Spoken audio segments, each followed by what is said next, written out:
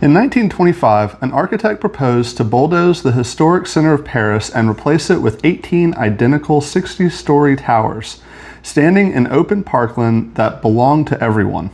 Fortunately, Paris said no, but the idea permeated in other areas of France in buildings named Unité d'habitation, and similar building types throughout the rest of Europe and the world.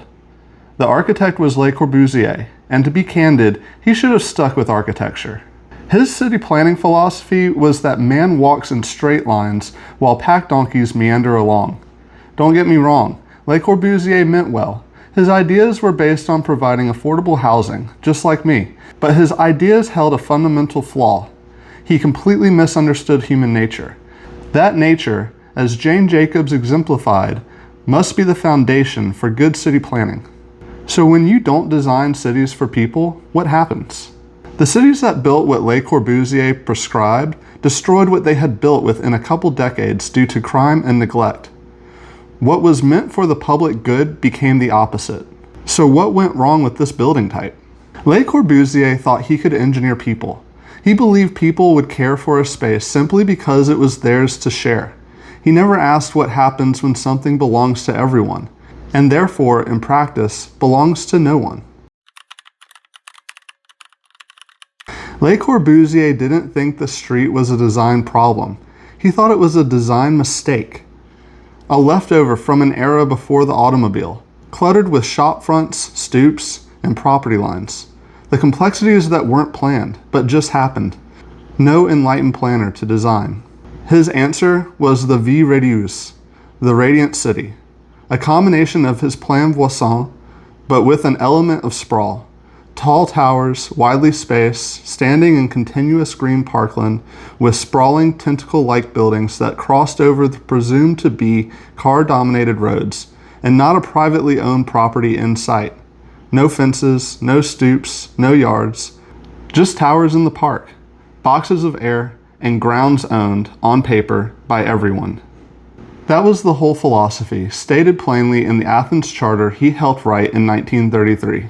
A group of intellectuals of the time went on a cruise in the Mediterranean to sort these things out. Separate a city's functions. Find a way to divorce people from their private property, hand the leftover land to the collective, and let these intellectual planners manage what individuals used to claim for themselves. They meant well. Light and air for everyone, housing affordability, ease of transportation, provided for all, not just the wealthy. But notice what it quietly deletes. The small, unglamorous act of a person deciding a patch of ground is theirs to sweep, plant, and watch. Corbusier didn't just remove the street. He removed those things that, however small, give people a sense of ownership and self-determination. Corbusier never fully built Ville Radieuse, but he built pieces of it throughout France, and the idea crossed the Atlantic intact, ultimately landing in American federal policy. The 1949 Housing Act funded mass slum clearance and urban renewal across American cities, and planners needed a template for what replaced the neighborhoods they'd cleared. Corbusier's towers in the park offered a modern, internationally credentialed answer.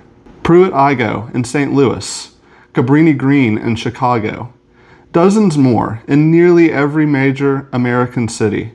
Super blocks of high-rise towers disconnected from the street grid, surrounded by acres of open lawn.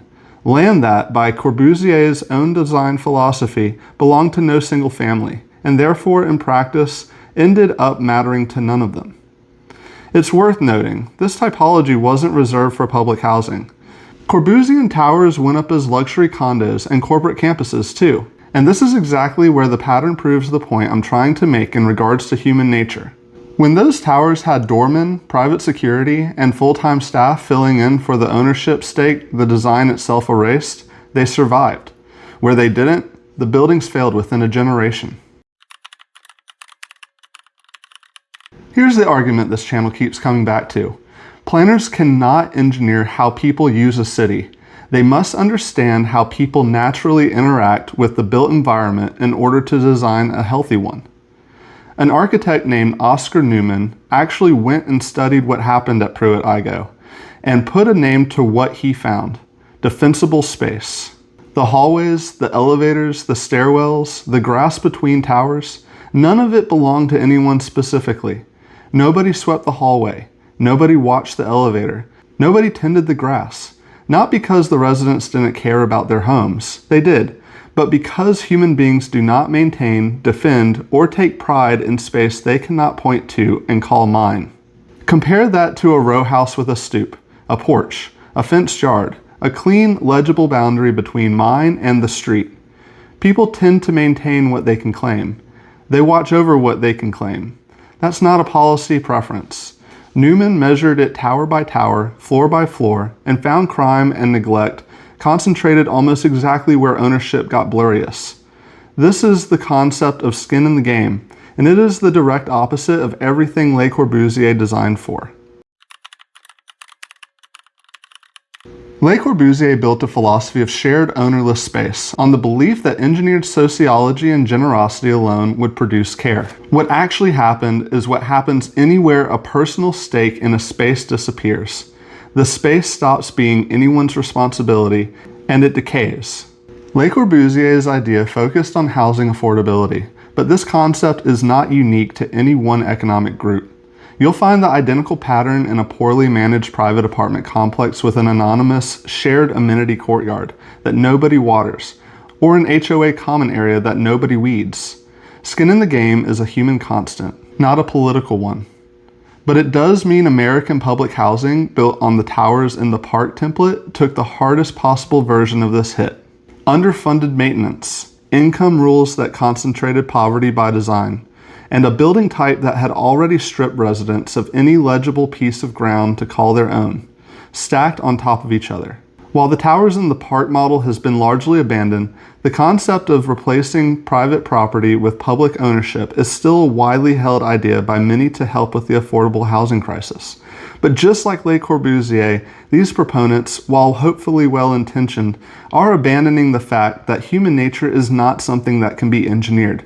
There is a better way to do this.